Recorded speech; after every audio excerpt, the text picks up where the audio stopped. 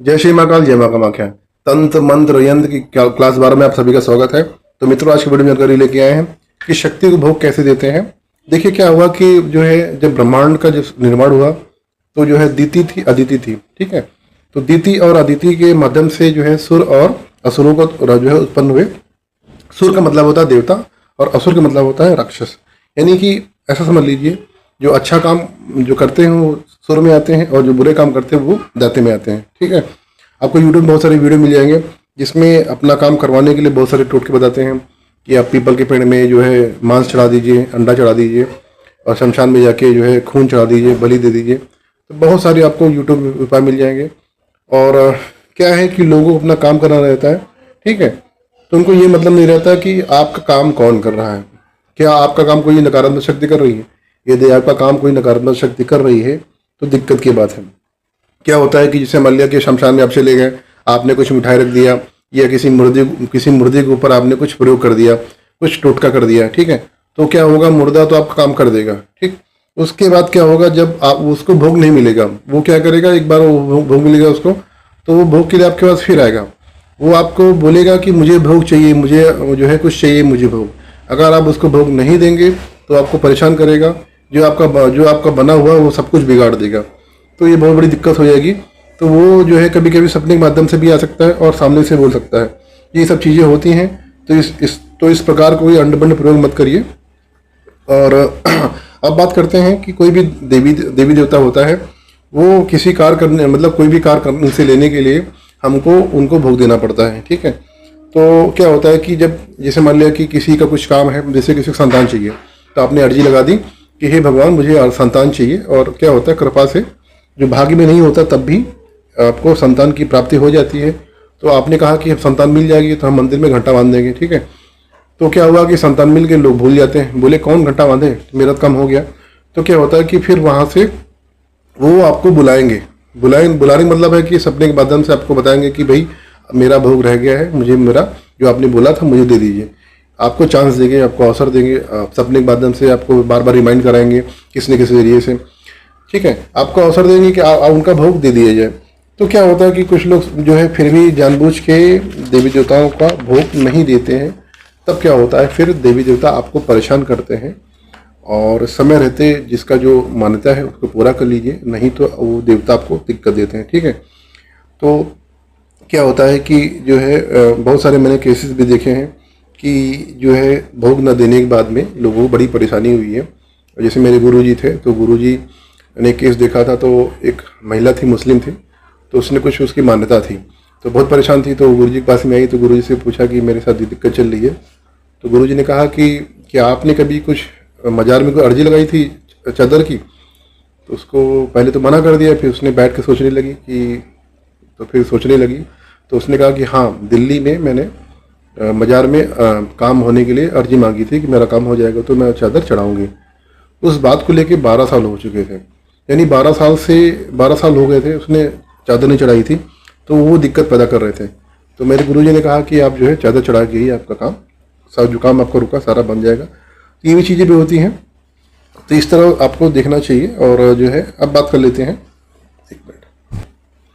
इस समय जो है वीडियो नहीं आ पा रहे हैं क्योंकि इस समय व्यस्तता भी है और समय नहीं मिल पा रहा रिकॉर्ड करने के लिए।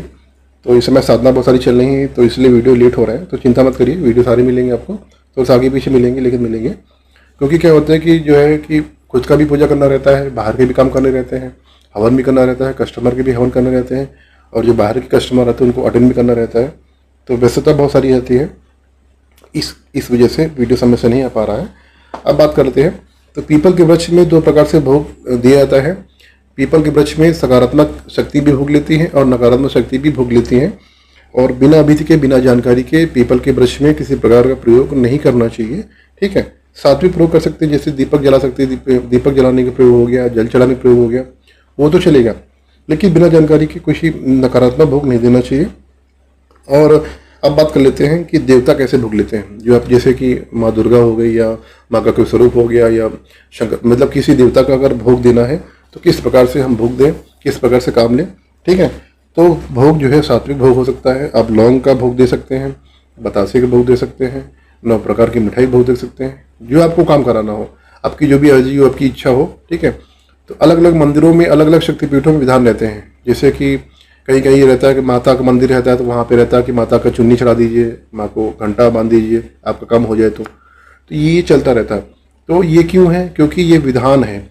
जब तक किसी देवता को आप जो है भोग नहीं देंगे, तब तक आपके जीवन में वो हस्तक्षेप नहीं करेगा। क्यों? क्योंकि आपका जीवन है, किसी उनको लेना देना नहीं है। आप अपने कर्मों का फल भोग रहे हैं। आपके भाग में कोई, आप देखिए कि सब कुछ कर्मों का ही खेल है। इस जन्म के कर्मों का खेल है, ये पूर्व जन्म के कर्मों का खेल है, ठीक है। तो जो हो रहा है वो कहीं ना कहीं आपसे रिलेटेड है, उसमें देवता कोई लेना देना नहीं है। भगवान ने किसी का कुछ बिगाड़ा नहीं है, ठीक है। भगवान किसी का न दुश्मन है, न किसी का मित्र है, इस बात को समझ लीजिए, ठीक है। कर्म के साथ ही आप कर्म अच्छा करिए। आपको जो है, जब तक आप किसी का लाभ नहीं करेंगे, आपका लाभ नहीं हो सकता जीवन भर, ये समझ लीजिए। आपका, अगर आपके अंदर भावना है कि हम जो है, अगर हम सक्षम है तो अपने हिसाब से हम किसी का लाभ कर दें, लाभ पहुंचा दें, तो निश्चित रूप से जो है लाभ होगा। और हम जो अच्छा भोगते हैं वो पुण्य कर्म ही भोगते हैं, ठीक है। आप समझ लीजिए कि आप कांटा जो है, कांटे के वृक्ष लगाएंगे तो जो है कांटा ही निकलेगा, मीठा फल नहीं निकलेगा। तो जो है देवताओं को जो है लौंग का भोग दिया जाता है, बतासे का भोग दे सकते हैं, मिठाई भोग दे सकते हैं। और माँ से कोई काम कराना है तो 16 श्रृंगार का भोग दे सकते हैं। और मंदिर में घंटा मान के जो है, घंटा बांधने की भी अर्जी लगा सकते हैं। और आपका कोई काम रुका हुआ है जिससे आपको लगता है कि हमारा ये काम हो जाए भगवान से, तो भंडारा भी करा सकते हैं कि जैसे कि हम भंडारा करा देंगे। तो इस विधि से भी जो है देवता काम करते हैं। तीर्थ यात्रा भी मान सकते हैं कि जैसे आपका कोई, आपकी मन्नत है या आपका कुछ काम रुका हुआ है, आप सोचते हैं कि मेरा काम हो जाए तो मैं यहाँ की यात्रा करूँगा, हरिद्वार की यात्रा करूँगा, केदारनाथ की यात्रा करूँगा, कहीं की भी यात्रा जो है, जगन्नाथपुरी की यात्रा करूँगा। इस ऐसे भी मान के भी जो है माँ कामाख्या की यात्रा करूँगा, ऐसे भी मान के आप जो है देवता से काम ले सकते हैं। एक तरह से जो है एक कमिटमेंट होता है, इसको समझ लीजिए, ठीक है। और शक्तिपीठ के दर्शन करने का भी आप कर सकते हैं। तो इस विधि से भी देवता काम करते हैं, आपका जो है आपका काम हो जाएगा और दान पुण्य करके भी काम हो जाएगा। तो इस प्रकार से जो है आपको जो है आपने सीखा आज की वीडियो में कि किस प्रकार से देवता काम करते हैं। तो जो भी शक्तियाँ होती हैं वो जो है बिना भोग के काम नहीं करती हैं। तो जो है भोग, अगर आप जैसे मान लिया कुछ, मैंने आपको समझा ही दिया है कि जो है भोग है उसको समय से पूरा कर लीजिए, नहीं तो देवता भी आपको तकलीफ देंगे। आपको मौका मिलेगा, अवसर मिलेगा, देंगे, ठीक है, लेकिन जो कमिटमेंट है उसको पूरा करिए। अगर नहीं करेंगे तो दिक्कत होगी आपको, ठीक। तो मिलते हैं नए वीडियो में। जय श्री महाकाल, जय मां कामाख्या।